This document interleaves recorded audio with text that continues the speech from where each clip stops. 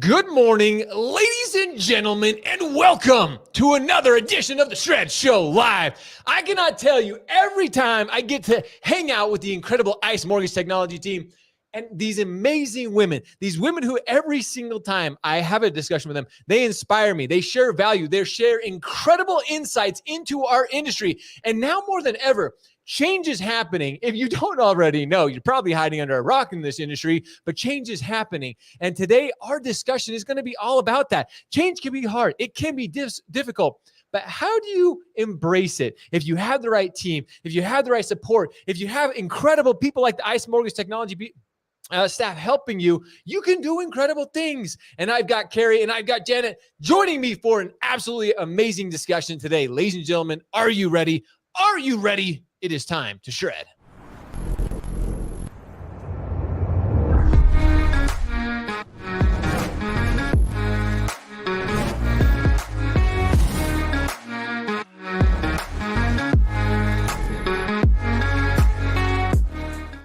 Good morning, ladies and gentlemen. Again, welcome to the Shred Show Live. We continue in episode 4 of Women in Mortgage Technology, brought to you by ICE Mortgage Technology.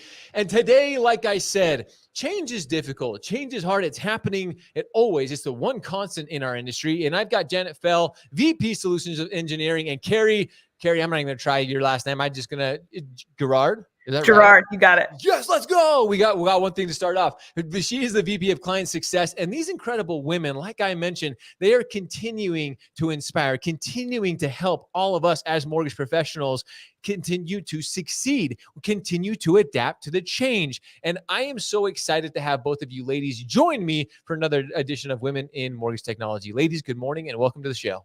Good morning. Good morning. Woohoo. Yes, there we go. She's got a little bit of enthusiasm going on here. She's excited to be hanging out. So let's chat about this because I am so excited. And as we started setting up for this show in particular, change is happening. Both of you have been in this industry long enough to know the one constant, like I mentioned earlier, is change. Change is happening. We see it go up and down, up and down. So I'm excited to discuss how the incredible ICE team is helping all of us adapt to it, to really understand what change is happening and how we can better utilize what's going on. So, but before we do, I love one of my favorite things, and Kerri and I were joking about this. I want to get to know both of you incredible ladies a little bit more before we jump into our incredible conversation. So you're both veterans of the mortgage space, but how did you get started in the industry? I'm sure both of you were not like so many of us and said, hey, as a little kid, this was my dream. I wanted to be a mortgage professional. So let's dive into it. So Kerri, how did you get started in the industry? I think, like you said, it was a happy accident. I actually started in the title space. So doing some business development, learning all about title. It was specifically in the REO world. So quite a time of change. I took that role and then transitioned into a mortgage technology vendor in the CRM space. And then through a very fortuitous acquisition, I was able to end up at ICE. We're now, my team, we help lenders better adopt and gain success across our entire suite of solutions. We really love connecting our lenders to that opportunity. So whether it's our eClose solution, our consumer engagement suite, or better leveraging all of our integrations across our partner network, we're really just trying to help them be more successful. There's so many key words that you hit in there, Kerri, that I'm excited to get into later, is adopting technology, leveraging technology. So before we get into that though, Janet, tell us how you got started in the industry. So similar to Kerri, I sort of fell into it, although I guess maybe I had a little bit of a hand getting there. My mom was a realtor and a broker and managed a few large real estate affiliated she was affiliated with mortgage companies. So I had exposure at an early age and just, watched her negotiating deals and figuring out how to get people into houses. And it just seemed like a real exciting thing. So I became a realtor. From there, got reload after my husband got in and out of the service and went through a reload network and said, yeah, I don't want to do real estate. I got 3 little kids. How about mortgage? And it was actually kind of a happy, fortuitous set of events that I landed at a company that was at an inflection point where they were going from, the realtors had been putting all of their, the MLS listings in their books and those binders. Anybody who's been in the industry a while probably remembers those. And our company, we had a big meeting one day, and the president said, we're going to introduce Java and cookies. So our buyers, borrowers can find those listings online. And that was sort of my first exposure into the technology space. And in mortgage, and from there it went from QC compliance licensing which led to technology. And I admined a whole bunch of systems over the years and worked with a whole bunch of phenomenal women who are still friends to this day. And ended up, through, again, a wonderful set of events, moving over to LMA, now ICE, to be part of the solutions engineering team, where we are the art of the possible, is how I like to describe our team. And we help demonstrate the software. We're on the technical side of sales, both from an industry perspective and also from a technical perspective, to help lenders understand what are all the possible tools that we have in the platform that they can leverage to be more efficient, to be better, fill the funnel, close more loans, close them faster, quicker. And really, my passion is making sure that what we do helps our lenders help their customers get into homes. Ooh, that's what it's all about. That's what it is all about. And Jen, you said something about the art of what? How did you say that again? You said something there that gave me goosebumps. For it. What did you say? We are the art of the possible. Oh, okay. Now let's build on that. There you go. You just set up our entire conversation, because that really is. So both of you have had an incredible, your roles at ICE, Mortgage Technology, you've helped countless lenders. And not just lenders, but all mortgage professionals right now are needing help with automation. And automation can be absolutely key in business process. But in your guys' experience, and in particular, Jen, let's start with you on this. What is driving mortgage companies to make these changes in their workflows? Where do they choose to invest? Because right now, we all know that's one of those things. Where do we invest? Where do we really find those things that are going to help us launch into the future? So how do they choose where to invest in technology, and where are you seeing these companies make these changes in workflows?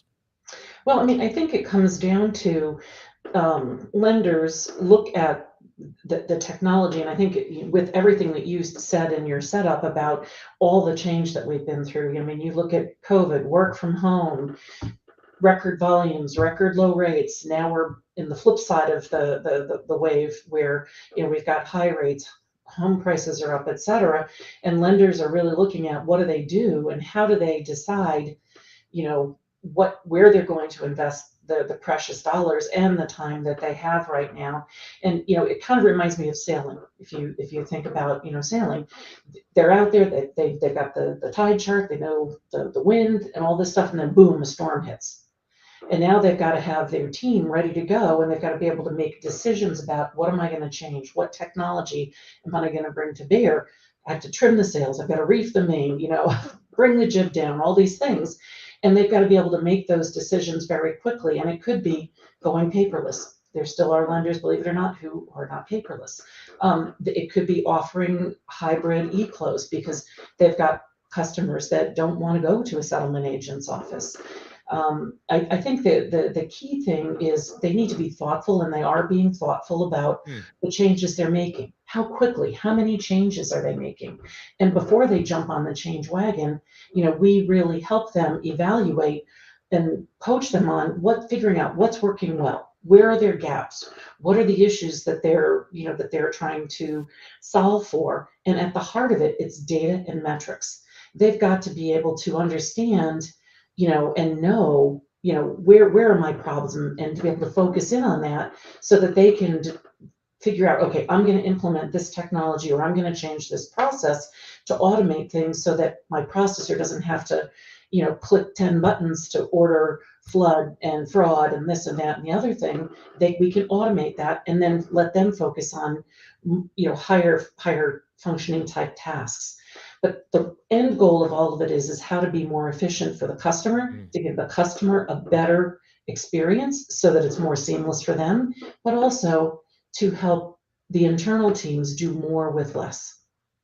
There was so much I could want to unpack, but Kerri, build on that as well, because as VP of Client Success, you're in the trenches working with these companies, helping them make these changes to their workflows, helping them say, hey, this is the best place to be investing right now. So what are your thoughts here? Yeah, we're really seeing an opportunity present itself with our lenders where instead of just focusing on the small problem solving with technology, they're able to take a pause and figure out the bigger picture, their vision for that automation. And they're doing that, we really see kind of in two ways. Can I use what I already have? Am I maximizing my investment in the technology solutions that I'm currently using today? Have I explored what else can be done? Or am I reimagining that workflow? And it's going to require me to go to the market and find another technology solution that's going to fit that need. But right to get there, we have to pause. We have to be curious. Are we getting feedback from our end users? Are we getting feedback from our borrowers? Are we getting feedback across the organization?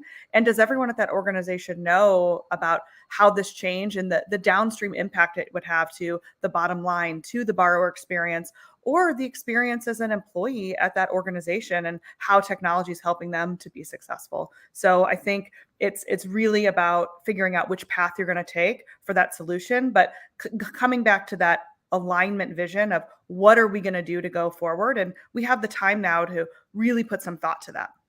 Okay, I want to real quick. I don't want to get us too far off track here, but something you mentioned a few things in there right now more than ever. Sometimes in this industry, we have what I like to call the SOS syndrome, the shiny object syndrome. And we see something, we're so quick to like, oh, let's go this way or let's go this way. You mentioned two key words, especially when it comes to implementing, which I want to talk about here in a second, because that can be a scary word. But sometimes it's as professionals, we want to help our clients take that pause, take a breath, say, hey, you know what, especially in times because we're so quick to like, oh, let's go this way. Let's go this way. We don't give enough time. But how important do you both feel that taking that deep breath is, saying, hey, you know what?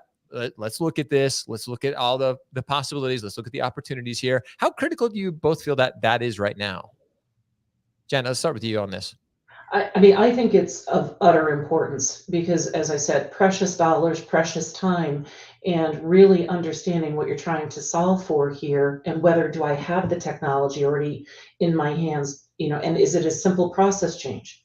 Is it implementing something that I already own? Or is it the SOS syndrome? And we don't want to do that because you don't want to go and add more cost or more time to have to implement a brand new solution when you might have something already in house. So I think it's really of critical importance to understand what you have, how your team is doing it today before you start jumping out there and bringing in new stuff. And Yeah, what go we ahead, see Kerri. so often are when you're jumping into that, you're not thinking about what happens after I implement this. What are the ramifications for this implementation? What happens? Do I really understand what this change is going to do? 30 days into that borrower experience, 45 days into that borrower experience, what is it going to do on the secondary side? So really making sure that pause happens so you can work through that entire workflow for the life of the loan. So let's build on that. I mean, this literally, you mentioned the word implementation, and that is literally like a fear. People cringe, and all of us have been there when it comes to new technology, when it comes to new processes, new tools. We all are like, hold on just a second. What are some of the common challenges that lenders face when it comes to adopting new technology and navigating change management? Kerri, what are your thoughts? Yeah, I mean, you said it. Implementation is just another word for change management. Software and technology implementations are already challenging. Where we see sometimes where something would fall short is when we forget about the people side of that implementation. So a lot of effort and resources are put into pulling in the right technical resources, the right project manager, the right compliance and legal experts that are going to green light the project through. But what we see so often is a lender will have a technically perfect software and technology implementation. And then when it goes live, we get lackluster adoption. We have no one using the tool that we spent all this time, energy, and effort exploring, researching. And why is that? We created a success path for the software and technology side, but just as critical is how are we going to help the people adopt the solution? Do we really understand, and do they understand the value that it's bringing to them, their borrowers, and down the entire loan workflow process? So I think once lenders treat, and really any kind of change or implementation, you treat the adoption side of how are we enabling people to embrace this, as much as we do the technology side, we're going to really start to see those adoption and those success results shift more positively. Ooh, I love this. And Jenna, I kind of want to, the second side of this is, I know there are processes for helping them overcome or avoid that. What are those processes that ICE Mortgage Technology has? Because again, I continue, every time we have these discussions, there are so many things that are just put into place. It's so efficient. So what is your process for helping lenders overcome or avoid some of these pitfalls? A lot of it revolves around the methodologies that we use when we're doing implementation, and we uh, subscribe to and leverage what we call the ADKAR model, which is helping lenders build awareness for what is the goal and why is the change being made.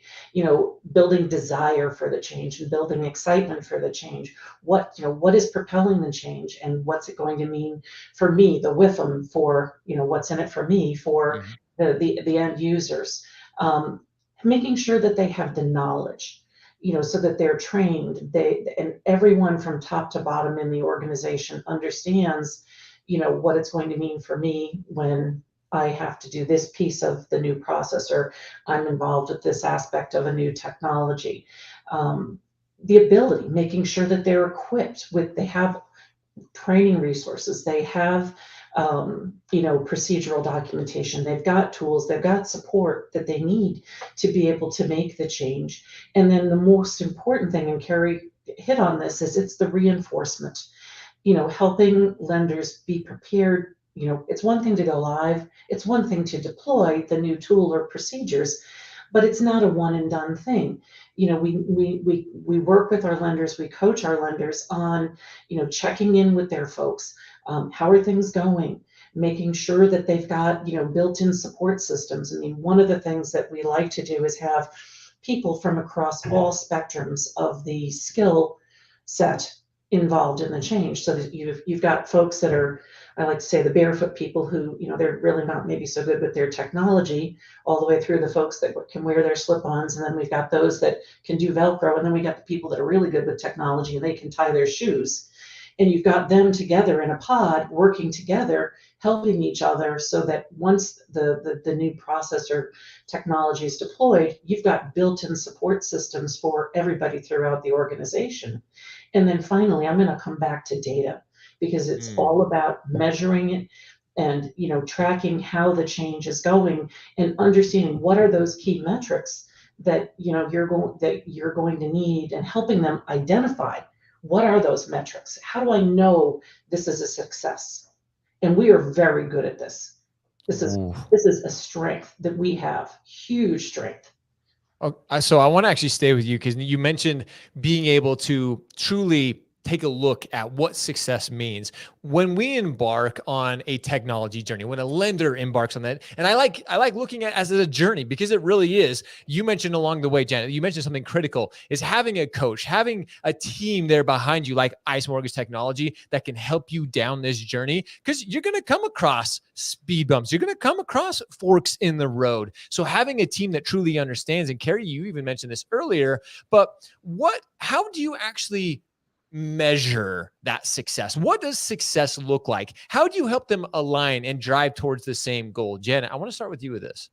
So I think what it really comes down to is, it in some cases it depends on what the change is if they're making.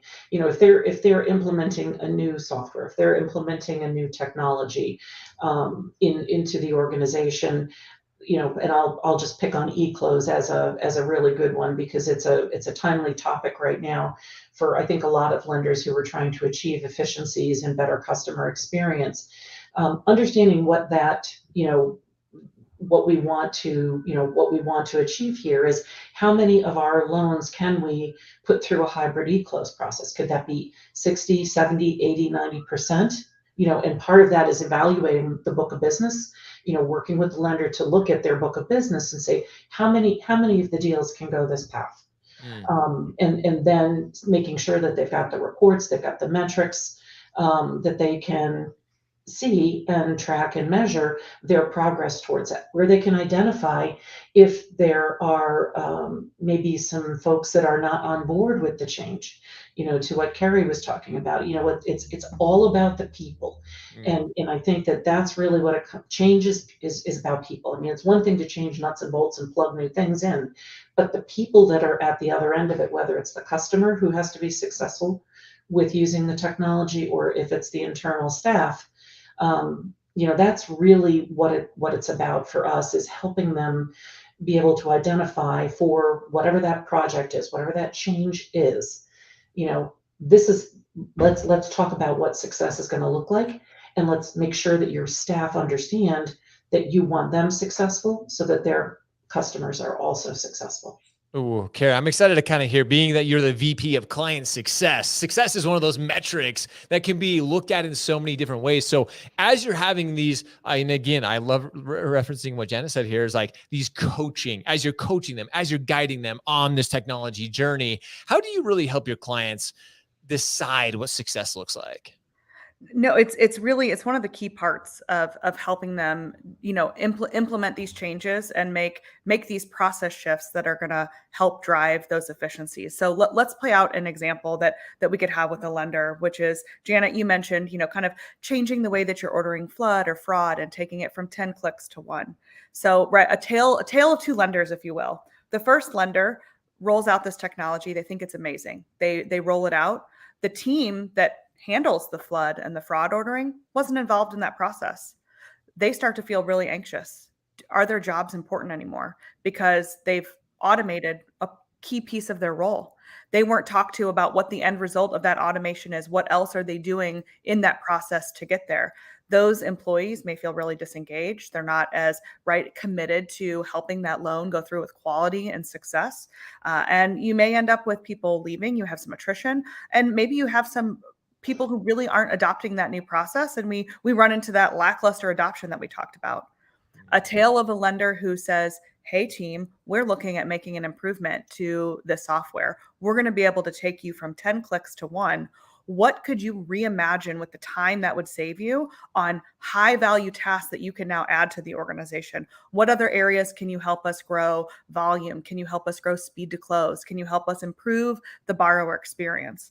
That lender is going to have a much more successful implementation. They're going to have a committed team who's aligned to the vision of what they're trying to do. And in fact, you may have created many change champions throughout the organization who are going to be looking for new ways that they can create efficiencies because of the success and the fulfillment that they now have, as really feeling like they're contributing to the larger success in the organization. So that people component is important, because the people can help inform you of what's next and what you should next be doing.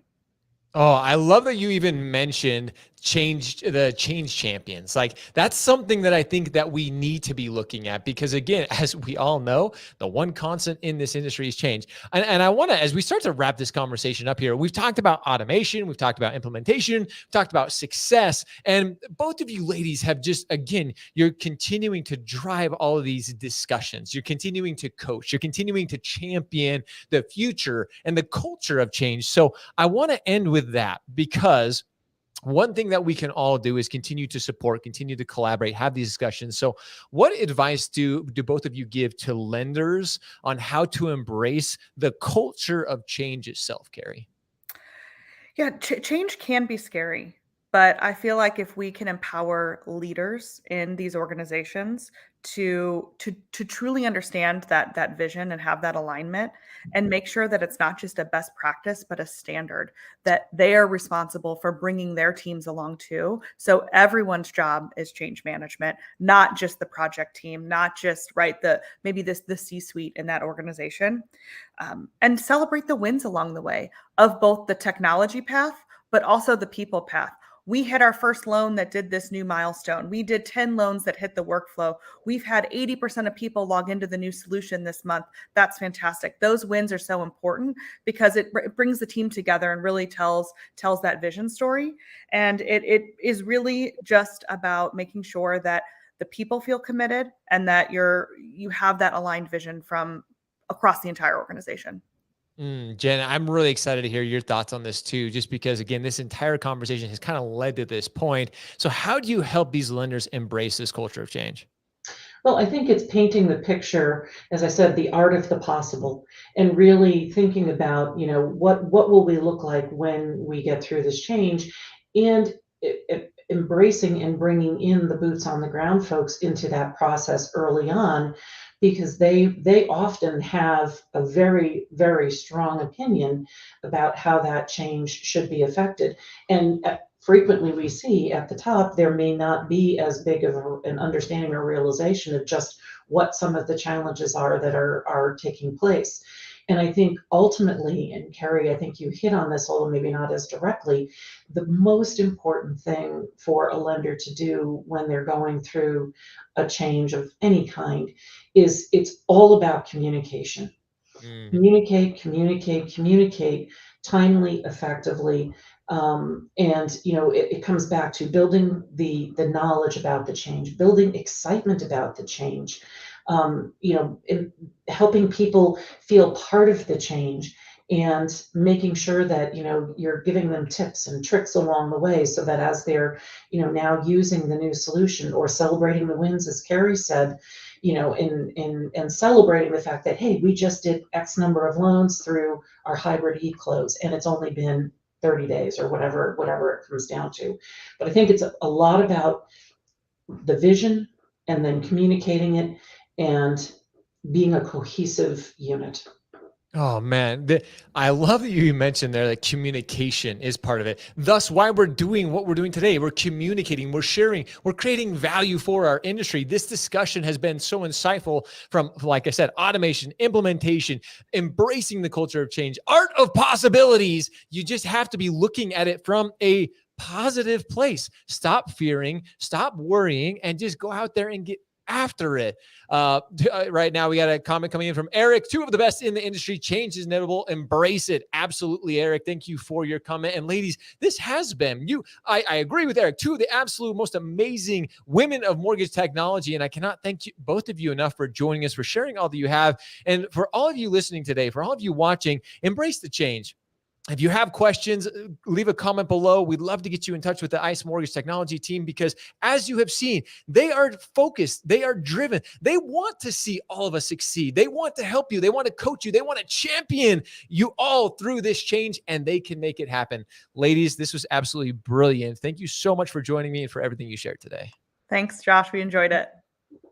Thank you so much. And we can't wait to see all of you at MBA Annual next week. Make sure if you have a chance to come stop by the ICE Mortgage Technology booth, meet these incredible ladies in person. It's going to be an amazing event. And with that, as always, we appreciate you. We love you. Now it's time for all of you to go shred, go show up, hustle, repeat every day. See ya.